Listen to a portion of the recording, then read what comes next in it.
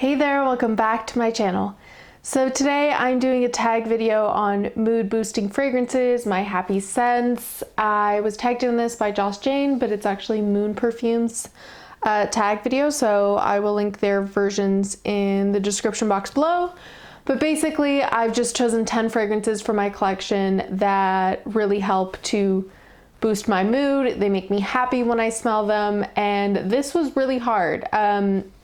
This by no means is an exhaustive list. Most of my fragrances make me happy when I smell them, but there are definitely fragrances that when either right when I spray them or when I smell the sillage during the day, they just really perk me up, more so than others. So I tried picking 10. These are definitely 10 that do boost my mood, but at the same time, I could probably do part 2, 3, 4, 5 of this because there are certainly more. So we're just gonna get started. If you haven't subscribed already, don't forget to subscribe, and let's get into it. The first one is actually, and this is gonna be a mix, some are discontinued, some are not. It's truly just my top 10.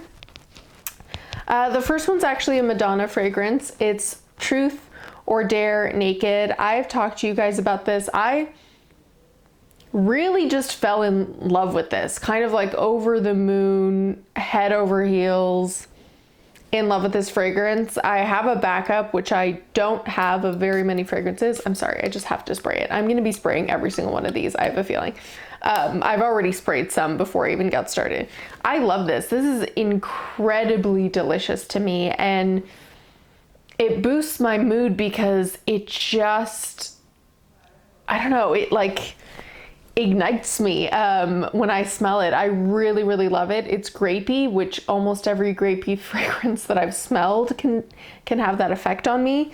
But it also has like this, I don't know, this kind of like sweet grapey cocoa powder musk. It's really interesting what this smells like, and it's hard to place, but I love it. I think it's spectacular. So this has continued to boost my mood. I wear it all the time. For a while there, I was wearing it. I think there was a week where I wore it every day in a row, and that is rare. Let me tell you, with a collection of my size, if I'm wearing it every day in a row, like I just missed it. I would try something else and then I'd pull this back out. And now that I smelled it today, like I just want to wear it tomorrow. I love that fragrance. Then we'll move on to, this is Valentino Born in Roma, I believe is what it's called. I'll put the name up. I really, really like this as well. I got this one completely blind because I'd heard about the Valentina Aqua, has like an almondy note to it, and everyone was talking about it. And this one's Born in Roma, and I'm like, okay, well, it's probably, you know, similar type vibes. Yeah, I'm gonna spray all these. And it's really hard for me to say why, because I don't really know what it is about this, but the first time I wore it, I was hooked. It was like hook, line, and sinker. This is juicy delicious, and I just loved it. And I overspray this like mad because what I will say is this one doesn't stick around that well. So I've already used 1/5, more than 1/5 of it. Because I do tend to overspray this and it kind of fades away after a couple hours, maybe even 2 sometimes, and then I'll spray it again. So it's been good for all those days that we're spending at home because I'll just have it next to me, but I just love it.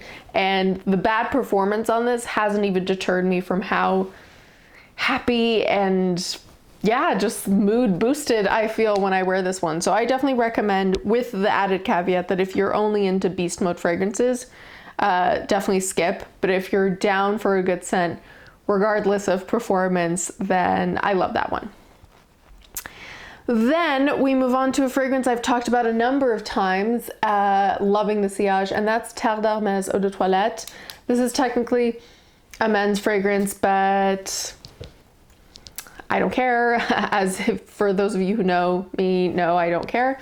But I would say not the opening, and I've said this before, but the heart and the dry down I think are unisex. The opening has kind of like a bitter orange, earthy kind of opening that is slightly more male leaning. but my God, if I was gonna do a video on top 5 best sillage smelling fragrances, like the fragrances that smell the best in their sillage, this would be top 5. It might even be the top placement. I was so thrown by how different and amazing it smells once that opening fades away. The opening's nice, but it's a little bitter. I don't even know what it is about it, but I just love the way, and it really does stick around when you're moving around, if you're, you know, walking around your house, or just kind of as you move, or if it's in your hair and it just like wafts back. I love it. I really, really like this one. So I definitely recommend that. Terre d'Hermes Eau de Toilette by Hermes. So then we get to Sun by Jil Sander. And I really, really wanted this fragrance for a very long time. And once I got it, again, it was kind of a love at first sight. Or sniff, I should say. This one is very unique. And every time I've described this as being like a pool fragrance, not a beach fragrance, I've had questions. And some of you who've tried it or that know the vibe get what I mean.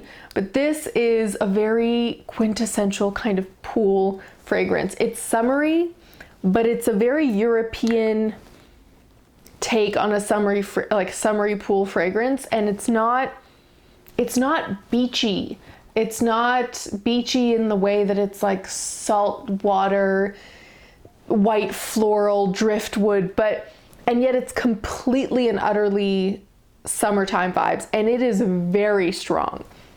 It will last through the entire day, and even when you're, you know, active and you feel like it's gone, it has like a really nice, again, sillage that I really, really enjoy, and it smells unique.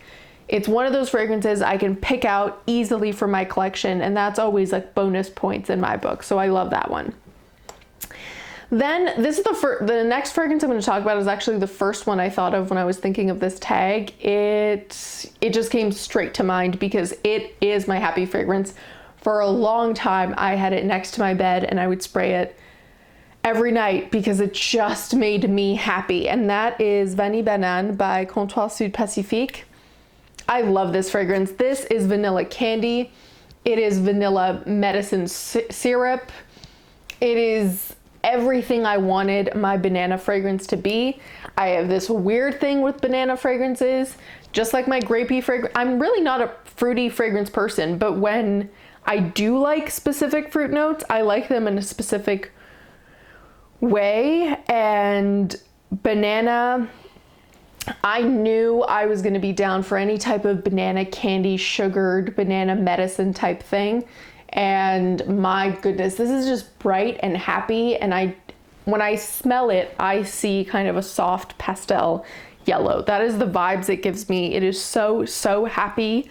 And I really can't recommend this one enough. It's made me want to try more from the range because the first one I got from Comptoir Pacifique was an absolute disaster. It was Eau de Lagon. Oh my God, you guys, one of the worst fragrances I've ever smelled. And this just brought it right back home. So I really, really love this. And I always recommend it as a fragrance for people to try that are into fruity fragrances or looking for something kind of sweet and fruity, but specifically if you like banana, it's my first recommendation.